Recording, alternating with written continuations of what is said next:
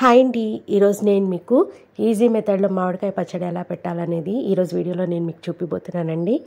ఇక్కడ నేను medium size వచ్చేసి 5 కాయలను తీసుకున్నానండి. అండ్ చిన్న సైజు 2 కాయలని నేను ఇక్కడ తీసుకున్నాను. తీసుకొని ఈ విధంగా బాగా శుభ్రంగా వాష్ చేసి పెట్టుకోవాలి. ఈ విధంగా వాష్ చేసుకోవడం వల్ల దీనిపైన ఏమైనా జిగురు అలాంటివి ఉంటే శుభ్రంగా క్లీన్ అయిపోతాయండి. ఇలా వాష్ చేసుకొని దీన్ని కొంచెంసేపు నేను ఎండలో పెట్టాను అనమాట. ఎండలో పెట్టిన తర్వాత నేను ఇక్కడ 1 గంట పాటు ఎండలో పెట్టానండి. ఈ విధంగా ఎండలో పెట్టడం వల్ల దీనిపైన తడి మొత్తము ఇంకిపోయి మనకి మామిడికాయ పచ్చడి అనేది చెడిపోకుండా ఉంటుందండి. ఇప్పుడు దీన్ని మనం శుభ్రంగా పొడి క్లాత్తో తుడిచేద్దాము. నెక్స్ట్ ఇప్పుడు కొంచెం 2 స్పూన్ల మెంతులు తీసుకొని వేయించుకుంటున్నానండి. నెక్స్ట్ ఇప్పుడు 200 గ్రామ్స్ ఆవాలల్లో ఈ కొంచెం మెంతులని యాడ్ చేసుకొని దీన్ని బాగా మెత్తగా పౌడర్ లాగా ప్రిపేర్ చేసుకుంటున్నానండి. ఇవి పచ్చి ఆవాలు, వేయించినవి కాదు. సో పచ్చి ఆవాలని తీసుకొని ఇలా చేస్తున్నాను. ఈ విధంగా మనము టెంకలాగా కాకుండా సన్నగా ముక్కల్లాగా కూడా కాకుండా ఈ విధంగా చూడండి, కొంచెం పెద్ద సైజు ముక్కల్లాగా కట్ చేసేసుకుంటున్నాను. సో చాలా ఈజీగా ఉంటుంది మనకి. ఇక్కడ నాకు టెంకలతో పాటు కొట్టించేదానికి అవైలబుల్ లేదండి. సో అందుకని ఇలా పెద్ద సైజు ముక్కల్లాగా కట్ చేసేసుకుంటున్నాను. మోస్ట్లీ ఆ టెంక వరకు వదిలేసి మిగతా అదంతా తీసేసారనమాట, కట్ చేసేసుకున్నాను.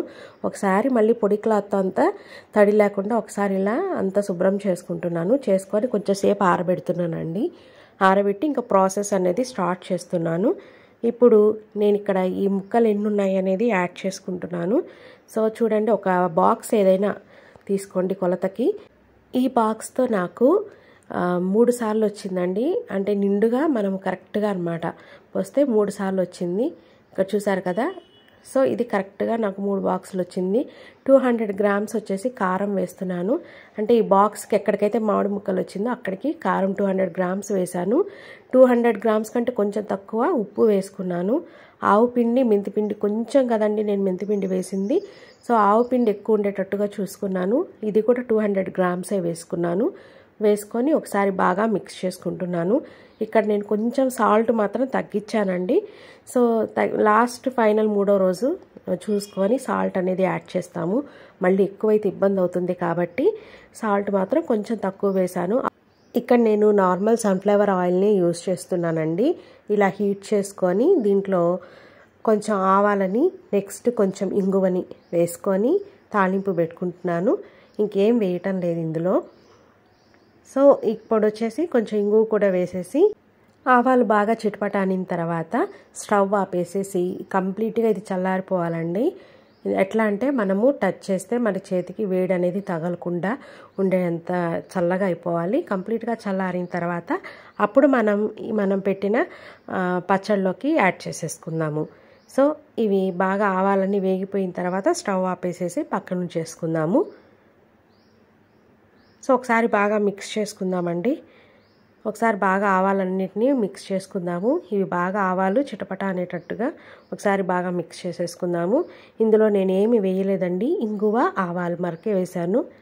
ఈ విధంగా బాగా కలుపుకుంటూ ఆవాలు చిటపట అనేంత వరకు ఉంచుకోవాలి. ఇప్పుడు ఇవి కంప్లీట్గా చల్లారిపోవాలి. ఇప్పుడు స్టవ్ ఆపేసేస్తున్నాను. మనం నూనె కంప్లీట్గా చల్లారిన తర్వాత ఇప్పుడు మనం పెట్టుకున్న ఆవకాయలోకి యాడ్ చేసేసుకుందాము. సో ఇక్కడ కొంచెం కొంచెం వేసుకుంటూ మిక్స్ చేసుకుంటున్నానండి. సో ఈ విధంగా మనము పెద్ద బేసిన్ తీసుకున్నట్లయితే కలుపుకోవడానికి ఈజీగా ఉంటుంది. సో ఈ విధంగా నేను తీసుకొని బాగా మిక్స్ చేసేసుకుంటున్నాను. నేను తీసుకున్న నూనె కరెక్ట్గా సరిపోయిందండి. సో ఇక్కడ చూసారు కదా, కొంచెం కొంచెం యాడ్ చేసుకుంటూ మిక్స్ చేసుకుంటున్నాను. ఇలా అంతా దెబ్బలకి పట్టేటట్టుగా మిక్స్ చేసుకొని ఇప్పుడు ఫైనల్గా ఇందులోకి మొత్తం నూనెని యాడ్ చేసేస్తున్నాను. వేసుకొని ఒకసారి బాగా మిక్స్ చేసేసుకోవాలి. చేసుకొని మన దగ్గర ఏదన్నా గాజు సీసాలు ఉంటే గాజు సీసాల్లోకి, జాడీలు ఉంటే జాడీల్లోకి పెట్టుకోవాలండి. ప్లాస్టిక్ డబ్బాలలో మాత్రము ఆవకాయని నిలువ ఉంచకండి. దీనికి ఎలాంటి తడి తగలకుండా చూసుకోవాలన్నమాట. ఇది 3 రోజులు అయిన తర్వాత ఇందులో ఏదైనా టేస్ట్ సరిపోకపోతే అప్పుడు చెక్ చేసుకొని యాడ్ చేసుకోవచ్చు. ఇప్పుడు నేను ఒక జాడీలోకి పెట్టేసుకుంటున్నానండి. ఇలా జాడీలో పెట్టేసుకున్న తర్వాత ఇంకా మిగిలిన కొంచెం వచ్చేసి నేను ఒక హనీ సీసాల్లోకి యాడ్ చేస్తున్నాను.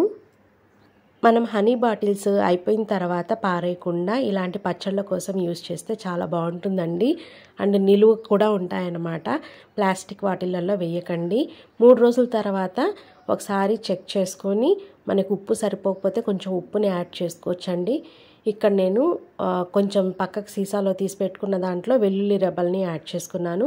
ఇలా 3వ రోజు వెల్లుల్లి కూడా యాడ్ చేసుకొని మనము కలిపేసుకున్నామంటే బాగుంటుందండి. సో మీకు ఈ రెసిపీ నచ్చినట్టయితే తప్పకుండా లైక్ చేయండి. మీకు ఎలా వచ్చిందనేది నాకు ఫీడ్బ్యాక్ ఇవ్వండి. నెక్స్ట్ మంచి మంచి రెసిపీస్తో మీ ముందుకు వస్తానండి. అంతవరకు బాయ్ అండి. Take care.